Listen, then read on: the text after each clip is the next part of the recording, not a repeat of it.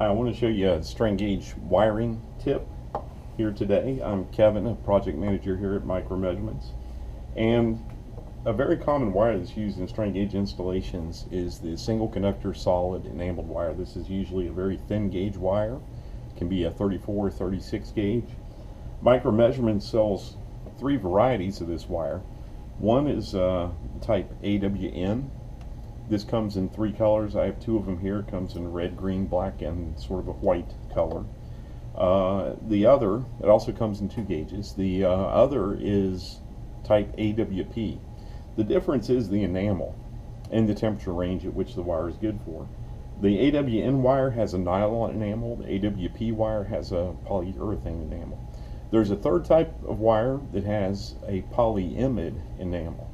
Now, the polyamide enamel is good for very high temperature work. What I want to show you today is how to strip this wire, how to handle it.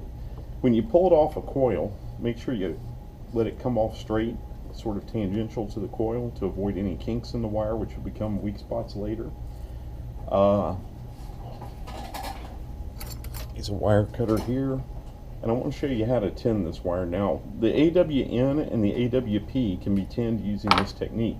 The AWQ, the polyimide enamel, cannot be tinned in this method. That has to be abraded or scraped off. Now, you can tin this wire and strip it simultaneously with a soldering pencil, and that's what I'm going to show you here today. So I'm going to use a piece of tape just to hold the pencil in place.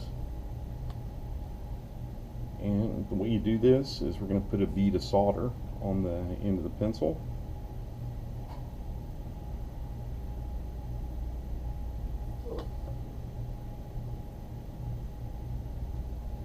Now, if I just dip the end of this wire into that bead of solder, nothing really happens.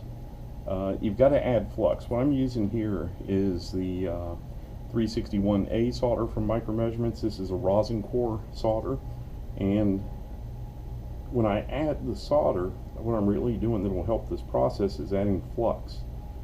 And if I hold this wire in that bead, add flux, and then pull it out, you can see that it's been stripped and tinned. You can see a little shiny part on the end there.